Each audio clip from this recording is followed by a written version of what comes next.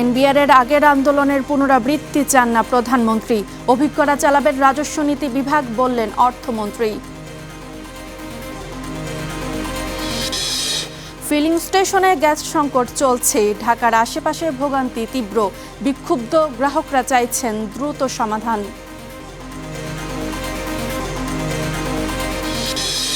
সংকটেও দ্রব্যমূল্য স্থিতিশীল দাবি করছেন বাণিজ্য মন্ত্রী। উৎপাদন ভালো হওয়ায় পেঁয়াজ আমদানির প্রয়োজন দেখছে না সরকার।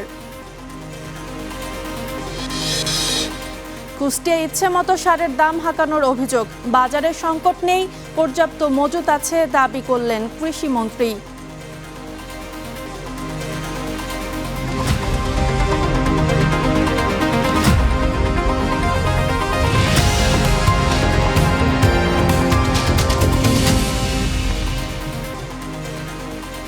স্বাগত স্টার বিস্কুটের আয়োজনে আপনাদের সাথে আছি আমি রোকসানা রিমি। এতক্ষণ শুনছিলেন শিরোনাম, এবার বিস্তারিত। অন্তর্বর্তী সরকারের সময় এনবিআরের আন্দোলনের পুনরাবৃত্তি চান না প্রধানমন্ত্রী। জানিয়েছেন শক্তিশালী রাজস্ব ব্যবস্থা গড়ে তোলার আহ্বান। সকালে রাজস্ব সম্মেলনে যোগ দিয়ে বলেন, করের বোঝা না বাড়িয়ে বাড়াতে হবে করদাতার সংখ্যা। দীর্ঘ ফ্যাসিবাদী শাসনে বিপর্যস্ত অর্থনীতির হাল হকিকত ভালো করে জানেন রাজস্ব বোর্ডের কর্তারা।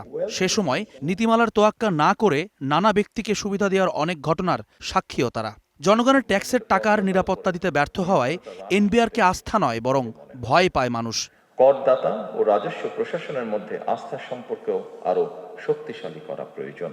দেশের জনগণ বর্তমানে এনবিআরকে একটি নির্ভরযোগ্য এবং বিশ্বস্ত প্রতিষ্ঠান হিসেবে প্রত্যাশা করে। বিশেষ করে করদাতাগণ এনবিআরকে তাদের আস্থাভাজন প্রতিষ্ঠান হিসেবে দেখতে চায়।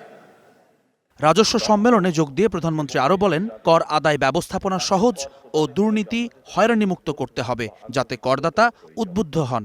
এছাড়া করের বোঝা না বাড়িয়ে করদাতার সংখ্যা বাড়ানোর পরামর্শ সরকার প্রধানের। কর ব্যবস্থাপনা কিংবা কর আদায় পদ্ধতি সহজ এবং দুর্নীতি ও হয়রানিমুক্ত হওয়া প্রয়োজন। আধুনিক কর প্রশাসনের উদ্দেশ্য শুধুমাত্র বেশি কর আদায় নয়, বরং বেশি সংখ্যক মানুষকে স্বেচ্ছায় কর প্রদানে উৎসাহিত করা। অন্তর্বর্তী সরকারের সময়ে এনবিআরের আন্দোলনকে দুঃখজনক বলেন তারেক রহমান। জানান, যে কোনো সমস্যা আলোচনার মাধ্যমে সমাধান করে এগিয়ে যাওয়ার আহ্বান। ইন্টারিম গভর্নমেন্টের সময় এই ডিপার্টমেন্টে একটি ঘটনা ঘটেছিল। ঘটনাটিকে আমরা দুঃখজনক ঘটনা বলে অভিহিত করতে চাই। আমরা চাই, আমি আগেই বলেছি, সরকার চায় সকলকে সাথে করে নিয়ে বাংলাদেশকে গড়ে তুলতে। সমস্যা আছে, সমস্যা থাকবেই। আমরা আলোচনা করে ধীরে ধীরে সমস্যার সমাধান বের করার চেষ্টা করব। প্রযুক্তির সঙ্গে খাপ খাইয়ে কর্মকর্তাদের দক্ষতা উন্নয়নে উদ্যোগ নেয়ার পরামর্শ দেন প্রধানমন্ত্রী। আর সরকারের রাজস্ব আদায়ের লক্ষ্যমাত্রা অর্জনের প্রতিশ্রুতি দেন কর্মকর্তারা। বহুমাত্রিক দক্ষতা অর্জন এখন সময় দেবে, যা কিনা। Zuman Sadiq, javelin, Star News, Dhaka. পররাষ্ট্র মন্ত্রণালয়ে সাংবাদিকদের ব্রিফিং করছে পররাষ্ট্র প্রতিমন্ত্রী শামা ওয়াবেদ। সরাসরি চলে যাচ্ছে সেখানে।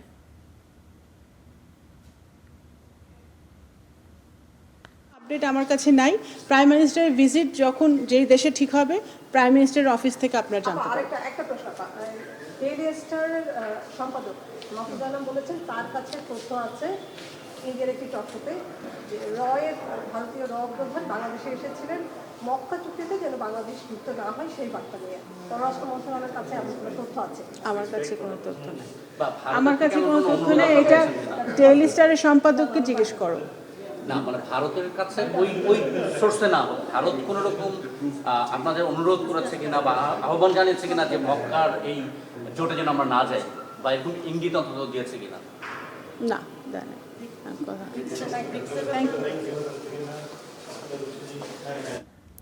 পররাষ্ট্র মন্ত্রণালয়ে কথা বলছিলেন পররাষ্ট্র প্রতিমন্ত্রী শামা ওয়াবেদ।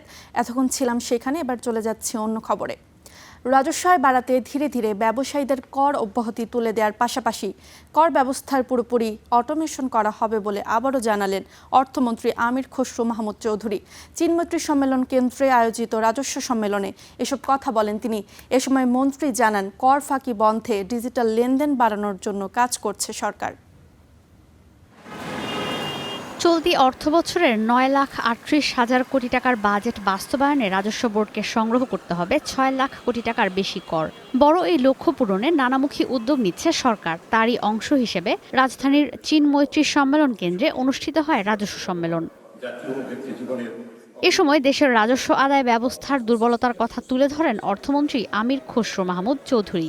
আমাদের অর্থনীতির আকার বাড়লেও সেই অনুপাতে রাষ্ট্রের রাজস্ব আহরণের সক্ষমতা বৃদ্ধি পায়। এই ব্যবধান কমাতে হলে শুধু বিদ্যমান করদাতাদের উপর করের হার বাড়ানো নয়, বরং করের আওতা সম্প্রসারণ, কর অব্যাহতির যৌক্তিকীকরণ, কর ফাঁকি ও পরিহার রোধ এবং পূর্ণাঙ্গ অটোমেশনের মাধ্যমে কমপ্লায়েন্স বৃদ্ধি করতে হবে। তবে লক্ষ্য পূরণে শুধু কর হার না বাড়িয়ে করের আওতা বাড়ানোর কথা তুলে ধরেন অর্থমন্ত্রী। সেই সঙ্গে কর ফাঁকি বন্ধে অটোমেশন ও ডিজিটাল লেনদেন বাড়ানোর ব্যবস্থার কথা জানান তিনি। ব্যবসায়ী অদক্ষতা দূর করে কর অব্যাহতি ধীরে ধীরে কমিয়ে আনতে হবে। ব্যবসায়ীদের আমি এই কথাটা একটু বলতে চাই, কর অব্যাহত ক্রমান্বয়ে কমতে হবে। আমরা স্বীকার করি যে শিল্পায়নের প্রাথমিক পর্যায়ে কর অব্যাহতি গুরুত্বপূর্ণ ভূমিকা পালন করেছে, কিন্তু এখন আমাদের শিল্পগুলো পরিণত হচ্ছে এবং আন্তর্জাতিকভাবে প্রতিযোগিতামূলক হচ্ছে। তাই আমাদের ধীরে ধীরে এই অব্যাহতি কমাতে হবে। অর্থমন্ত্রী আরও বলেন, বাজেটের রাজস্ব আদায়ের লক্ষ্য উচ্চাভিলাষী মনে হলেও জনগণের সেবার মান বাড়াতেই এই লক্ষ্য নির্ধারণ করা হয়েছে। এই রাজস্ব লক্ষ্য অর্জনে সহযোগিতা করবে। ঈশিতা ব্রহ্ম, স্টার নিউজ, ঢাকা। ফিলিং স্টেশনগুলোতে অব্যাহত রয়েছে গ্যাস সংকট। রাজধানীর আশেপাশের এলাকায় এই সংকট আরও তীব্র। দীর্ঘ সময় লাইনে দাঁড়িয়ে ভোগান্তিতে তীব্র ক্ষোভ গ্রাহকদের। কর্মঘণ্টা নষ্ট হওয়ায় আয় কমছে ভাড়ায় চালিত যানবাহন চালকদের। দ্রুত সংকট নিরসনে সরকারকে কার্যকর উদ্যোগ নেওয়ার দাবি জানিয়েছেন তারা। সোমবার বিকেল 4টা থেকে লাইনে থেকেও মঙ্গলবার দুপুর পর্যন্ত মেলেনি গ্যাস। তাই তো গাড়িতে ঘুমিয়ে পড়ছেন ক্লান্ত চালকরা। অনেকে আবার আড্ডা দিয়ে পার করছেন সময়। রাজধানীর বিভিন্ন সিএনজি স্টেশনের চিত্র এমনই। চাপ কম থাকায় বেশিরভাগ স্টেশনে গ্যাস সরবরাহ বন্ধ। এমন পরিস্থিতিতে নিজেদের ভোগান্তির কথা জানালেন চালকরা। প্রেশার আসেই না, মেশিনে কোনো প্রেশার আসে না। লাইনে গ্যাস থাকলে ওরা আমাদের গ্যাস দিবে, কিন্তু ওই আশায় কালকে 3টা বাজে আইসি, এখন পর্যন্ত বসে রয়েছি। 4টা পর আমি আইসি, 4টা থেকে পর্যন্ত আমি পাই নাই। খালি মেশিন সারে আর অফ করে, সারে আর অফ করে, গ্যাস আর কোনো আসে না। গ্যাস কই গেল নিজেও পাইতেছি না, মানুষও পাইতেছে না। সিটি কর্পোরেশনের সীমানার বাইরে কেরানীগঞ্জে দুর্ভোগের চিত্র বেশি। কয়েক মাস ধরে গ্যাসের সরবরাহ না পাওয়ায় সেখানে যানবাহনগুলো এলপিজিতে রূপান্তর হয়েছে। সিএনজি গ্যাস, তিতাস গ্যাস পাওয়া যায় না, তাই এলপিজি গ্যাস ভরে চালাইতেছি। গ্যাস থাকলে তো বেশি সময় লাগতো না, আর এখন তো দেখা যাইতেছে ওইখানে গেলে আপনার প্রায় একদিনই চলে যায় হিসেবে।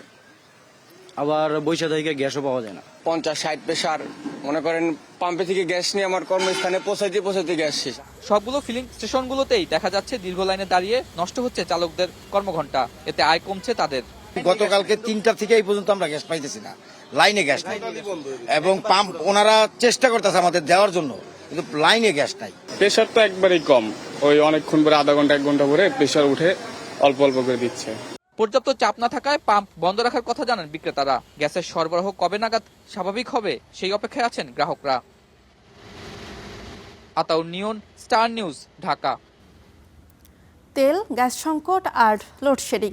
প্রথম 180 দিনে জ্বালানির টানাপোড়েনে নাজেহাল সরকার। ব্যবসায়ীরা বলছেন প্রথমবারের মতো এতটা চ্যালেঞ্জের মুখোমুখি তারা। সংকট নিরসনে আগামী দিনের জন্য দৃশ্যমান কর্মপরিকল্পনার পরামর্শ বিশেষজ্ঞদের। 17 ফেব্রুয়ারি নতুন সরকার শপথ নিয়ে দায়িত্ব গ্রহণের পর 28 ফেব্রুয়ারি থেকে শুরু হয় মধ্যপ্রাচ্য সংঘাত। 180 দিনের কর্মপরিকল্পনা বাস্তবায়নে প্রথম ধাক্কাটাই আসে জ্বালানি খাতে। ভয়াবহ তেল সংকটে মানুষের চরম ভোগান্তিতে দাম বাড়ানোর পর পরিস্থিতি স্বাভাবিক হয়। দায়িত্ব নেওয়ার পর বেসরকারি বিদ্যুৎ কেন্দ্রগুলোর কাছে সরকারের 50,000 কোটি টাকার বেশি বকেয়া চমকে দেয় বিদ্যুৎ মন্ত্রী ও প্রতিমন্ত্রীকে। বিশেষ আইনের অধীনে দীর্ঘমেয়াদী চুক্তি, ক্যাপাসিটি চার্জ, বাড়তি ভর্তুকি ও বিদ্যুৎ কেন্দ্রগুলোতে জ্বালানির যোগান দেওয়া সহ নানা চ্যালেঞ্জ উঁকি দেয় সরকারের সামনে। এদিকে দেশের গ্যাস সরবরাহের প্রায় 29% আসে এলএনজি থেকে। তবে মধ্যপ্রাচ্য যুদ্ধের ফলে বাড়তি দামে এই জ্বালানি আমদানি করতে হয়।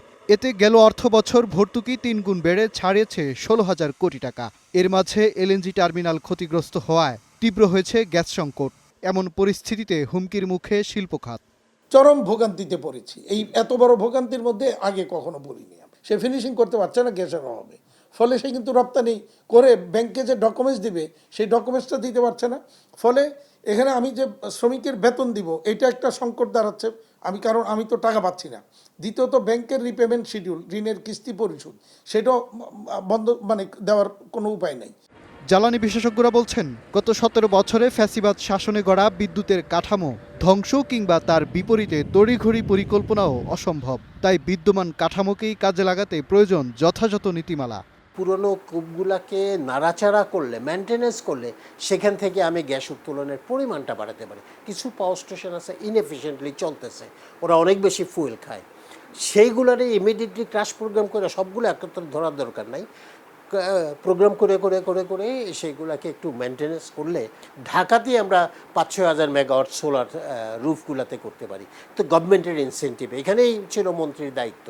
প্রথম 180 দিনের চ্যালেঞ্জ থেকে শিক্ষা নিয়ে দৃশ্যমান পরিকল্পনা হাতে নিতে আবারও 180 দিনের পরিকল্পনা নেয়ার পরামর্শ বিশেষজ্ঞদের। মাজহার মাহবুব, স্টার নিউজ, ঢাকা। নানা সংকটের মাঝেও দেশের দ্রব্যমূল্য স্থিতিশীল রয়েছে বলে দাবি করেছেন বাণিজ্যমন্ত্রী। তবে আরও কমিয়ে আনার পক্ষে মত দিয়েছেন তিনি। সচিবালয়ে ভারতীয় ব্যবসায়ীদের সঙ্গে বৈঠক শেষে এ কথা বলেন মন্ত্রী। এদিকে কৃষি মন্ত্রী জানিয়েছেন, যথেষ্ট মজুত থাকায় পেঁয়াজ আমদানির প্রয়োজন নেই। দেশে সারের সংকট নেই বলেও দাবি করেন মন্ত্রী।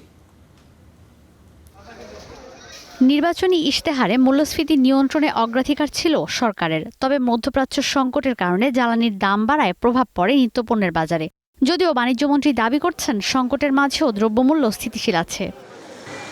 সচিবালয়ে ঢাকা সফররত ভারতীয় ব্যবসায়ীদের সঙ্গে বৈঠক শেষে তিনি সাংবাদিকদের প্রশ্নের জবাবে এই কথা বলেন। এত প্রতিবন্ধকতার মধ্যেও আল্লাহর মেহেরবানি, এটা কোনো কারো কৃতিত্ব না, আল্লাহর অশেষ মেহেরবানি এবং আমাদের ভোক্তাদের শৃঙ্খলার কারণে, উৎপাদকদের একনিষ্ঠতার কারণে আমরা দ্রব্যমূল্য একটা স্থিতিশীলতার মধ্যে রাখতে পেরেছি। দুই দেশের ব্যবসায়ীদের নিয়ে একটি যৌথ টাস্ক ফোর্স গঠনের কথা ভাবা হচ্ছে উল্লেখ করে বাণিজ্যমন্ত্রী জানান, বাংলাদেশের অবকাঠামো খাতে বিনিয়োগে আগ্রহী ভারত। অবকাঠামো তো দরকার, অবকাঠামোর পিছনে বিনিয়োগ দরকার। তো সেই বিনিয়োগের জন্য যদি ইন্ডিয়ান বিনিয়োগকারীরা আগ্রহী হন আর সেটা যদি আমাদের জন্য ফলদায়ক হয়, তাহলে সেই সহযোগিতা তো হতেই পারে। এদিকে সচিবালয়ে পৃথক এক অনুষ্ঠানে কৃষিমন্ত্রী জানান, কৃষিজাত পণ্যে স্বয়ংসম্পূর্ণ হতে চায় বাংলাদেশ। জানান, বর্তমানে পেঁয়াজের উৎপাদন ভালো থাকায় আমদানির প্রয়োজন নেই। আমরা আশা করছি আগামী 4 বছরের ভিতরে আমরা পাট বীজে স্বয়ংসম্পূর্ণ হব। আমরা আশা করি আগামী 3 বছরের ভিতরে আমরা পেঁয়াজের বীজে আমরা স্বয়ংসম্পূর্ণ হব। এ সময় কৃষিমন্ত্রী এক প্রশ্নের জবাবে বলেন, দেশের সারের কোনো সংকট নেই, পর্যাপ্ত মজুদ আছে। তিনি আরও জানান, জাপানের সহায়তায় আরও 2000 হিমাগার স্থাপনের সিদ্ধান্ত নিয়েছে সরকার। ঈশিতা ব্রহ্ম, স্টার নিউজ, ঢাকা। কুষ্টিয়ায় সারের বাড়তি দরে আমন আবাদের শুরুতেই বিপাকে কৃষকরা। সরকার নির্ধারিত মূল্যের চেয়ে বস্তা প্রতি 250 থেকে 450 টাকা বেশি দামে কিনতে হচ্ছে চাষিদের। বিশেষ করে ইউরিয়া, টিএসপি, এমওপি বা পটাশ সারের ক্ষেত্রে ইচ্ছেমতো দাম হাঁকানোর অভিযোগ চাষিদের। জহুরুল ইসলামের তথ্য ও ছবি নিয়ে রিপোর্ট। জমিতে আমনের চারা রোপণ শেষ, এখন দরকার সার। কিন্তু এ বাবদ বাড়তি টাকা গুনতে হচ্ছে কুষ্টিয়ার কৃষক আব্দুর রাজ্জাককে। একই ধরনের অভিযোগ ওই এলাকার অন্য কৃষকদেরও। সারের দাম কমাচ্ছে না, সারের দাম বাড়তি করে দিচ্ছে। প্রকারভেদে প্রতি কেজি সারের দাম বেড়েছে 5 থেকে 9 টাকা করে। শুধু বাড়তি দাম নয়, সময় মতো সার না পাওয়ার অভিযোগও কৃষকদের। সার আনতে গেলে পরে বলে সার নাই, সার হচ্ছে গা আছে, ট্রাকে আসতে আলি ফোন দেবো না। আমন লাগাচ্ছে, আমরা সারই পাইনি। ডিলারের দোকানে গেলে বলে যে 3-4 দিন পর আসবে। কৃষকদের অভিযোগের সত্যতা মিলেছে খুচরা বিক্রেতাদের কাছেও। বিক্রেতারা বলছেন, সরকার নির্ধারিত ডিলাররা সারের দাম বস্তায় 200 থেকে 300 টাকা বাড়িয়েছে। আমরা প্রশ্ন করলাম যে এখন তো সিজন না, অন সিজনে বলতে যে সার পাওয়া যাচ্ছে না, আমরা বিভিন্ন জায়গা থেকে সার নিয়ে এসে আপনাদেরকে দিচ্ছি। তবে এসব অভিযোগ মানতে নারাজ সার ডিলাররা। সীমিত লাভে বিক্রি করছেন বলে দাবি তাদের। যারা খুচরা ডিলার আছে এরা আমাদের থেকে সার পান। আমরা যে মালগুলো বেশি, আমাদের কস্ট মেমো আছে, যদি উনি আমার কাছ থেকে নিয়ে থাকেন ওনার কাছে মেমো আছে, পাবেন, তাহলে সেটা মোটামুটি বুঝতে পারবেন যে কোথাকার। বেশি দামে সার বিক্রির তথ্য জানেন না স্থানীয় কৃষি বিভাগের কর্মকর্তারা, এমনটাই দাবি করছেন তারা। কোথাও এরকম পাচ্ছি না যে বেশি দামে সার বিক্রি হচ্ছে, কেউ বলছেও না। আমরা কৃষক সাথেও গেছি, কিন্তু সেখানে এরকম কিছু পাওয়া যায়নি। তবে আমরা প্রতিদিনই বিভিন্ন বাজার এই ধরনের যেখানে একটা মিটিং হচ্ছে, মিটিং পরে আমরা বেরিয়ে যাব অফিসাররা যে কোথায় কি ঘটনা ঘটছে সব দেখার জন্য। আমন মৌসুমে ন্যায্য মূল্যে সার নিশ্চিত করতে দ্রুত পদক্ষেপ চান চাষিরা। Desk report, star news. দেশে আমের মৌসুম প্রায় শেষের পথে, তবে কাটিমন, আশিনা, গৌরমতি ও বাড়ি ফলের মতো কয়েকটি জাতের আম এখনও বাজারে মিলছে। মৌসুম জুড়ে আমের দাম মোটামুটি ভোক্তার নাগালে থাকলেও এখন যোগান কমায় দাম কিছুটা বাড়তি। গ্রীষ্মের অন্যতম প্রধান রসালো ফল আম। বৈশাখের শুরু থেকে বাজারে আসতে শুরু করা বিভিন্ন জাতের আমে জমে ওঠে মৌসুমি বেচাকেনা। এখন সেই মৌসুম প্রায় শেষের পথে, তবে কিছু জাতের আম এখনও বাজারে মিলছে। রাজধানীতে বর্তমানে কেজি প্রতি কাটিমন আম বিক্রি হচ্ছে প্রায় 220 টাকায়, আশিনা 180 থেকে 200 টাকায়, গৌরমতির দাম 240 টাকা এবং বাড়িফোর পাওয়া যাচ্ছে 300 থেকে 320 টাকা দরে। অন্যান্য বছর থেকে এবারকার সিজনটা খুব ভালোই গেছে এবং এবার ফরমালিনও খুব কম, আমে কোনো ফরমালিন দেয় নাই। আর এবার আম ফসল হয়েছে বেশি, আর খাওয়াইও কাস্টমারও বেশি আলাই দিনে। লাস্ট পর্যায়ের কারণে এখন আমের দামটা একটু বেশি, কিন্তু এবার রিজনেবল ছিল মানে প্রাইসগুলো। ব্যবসায়ীদের মতে এবার বাজারে বিভিন্ন জাতের আমের সরবরাহ ভালো থাকায় দাম তুলনামূলক সহনীয় ছিল, ফলে মৌসুম জুড়ে ভোক্তারাও স্বস্তিতে আম কিনতে পেরেছেন। দিন যাবে বাড়বে, এটাই যে আমটা প্রথম যখন বের হয়েছিল তখন ছিল আপনার মনে করেন যে 90 টাকা 80 টাকা, এখন এটা মনে করেন পাইকারি বিক্রি হয় 300 টাকা 280 টাকা। এখন তো শেষ সিজন অনুদান নাই, সামান্য কিছু আছে যারা রাখছে যত্ন করে এদের কাছে পাওয়া যায়, নাহলে তার আমার সিজন না, ধান সিজনের মধ্যে পড়ে গেছে আমটা। দাম বেশি হলেও মনে করেন ওনারাও আবার জানে যে মনে করেন আম সিজন শেষ, ওই হিসাবে মনে করেন সবাই কম বেশ নেয়। আলহামদুলিল্লাহ খুব ভালো আছে। কয়েক সপ্তাহ পরে আমের সরবরাহ শেষ হবে, তাই মৌসুমের এই শেষ সময়ে আমের দাম আরও বাড়তে পারে জানাচ্ছেন বিক্রেতারা। Tamsid Ahmed, star News, Dhaka. অবকাঠামো ও সানরাইজ ইন্ডাস্ট্রি খাতে দুই দেশের মধ্যে business to business task force গঠনের প্রস্তাবনা দিয়েছে ভারত। বিষয়টি নিশ্চিত করেছেন এফবিসিসিআইয়ের প্রশাসক মোহাম্মদ ফজলুল হক। ব্যবসা বাণিজ্য বাড়াতে রাজনীতিকে আলাদা রেখে সামনে এগিয়ে যেতে চায় ভারত। রাজধানীর মতিঝিলে federation of Bangladesh chamber of commerce and industry, FBCCI ও confederation of Indian industry CII এর যৌথ সংবাদ সম্মেলনে একথা জানানো হয়। এ সময় সিসিআই এর প্রতিনিধি দল জানায়, বিধিনিষেধ কাটিয়ে দুই দেশের মধ্যেই দ্রুত বাণিজ্য স্বাভাবিক হবে। দুই দেশের মধ্যে বিনিয়োগ বাড়িয়ে উদীয়মান খাতগুলোকে এগিয়ে নেয়ার বিষয়েও চলছে আলোচনা। এফবিসিসিআইয়ের প্রশাসক এই বিষয়টি জানিয়েছে।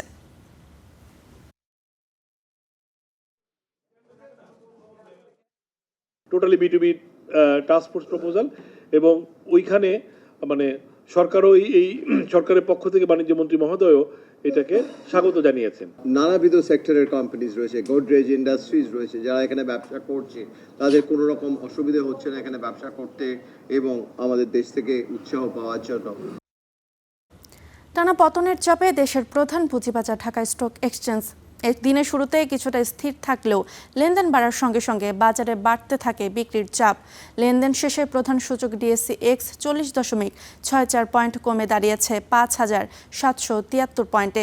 আজ কোম্পানির 266টি কোম্পানির শেয়ার ও ইউনিটের দর কমেছে, বিপরীতে বেড়েছে মাত্র 77টির। অপরিবর্তিত ছিল 47টি প্রতিষ্ঠানের শেয়ার দর। সূচক পতনের মধ্যে থাকলেও লেনদেন কিছুটা বেড়েছে। দিন শেষে প্রায় 998 কোটি 11 লাখ টাকার শেয়ার লেনদেন হয়েছে। আগের দিন লেনদেন ছিল প্রায় 994 কোটি 86 লাখ টাকা। পুঁজিবাজারে টানা পতন বিনিয়োগকারীদের মাঝে অনিশ্চয়তা ও ঝুঁকি নিয়ন্ত্রণের প্রবণতার ইঙ্গিত দিচ্ছে।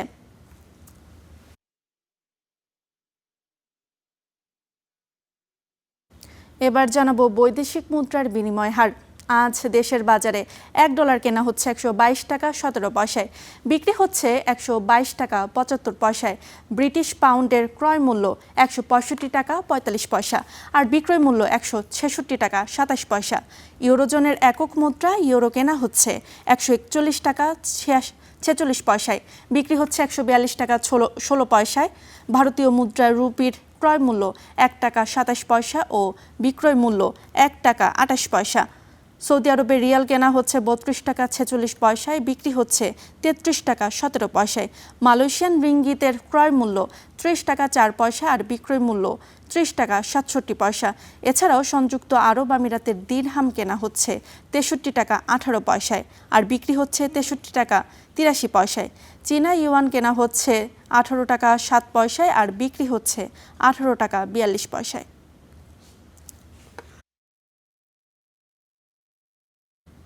এই ছিল স্টার বিস্কুটের আয়োজনে। এতক্ষণ সঙ্গে থাকার জন্য ধন্যবাদ।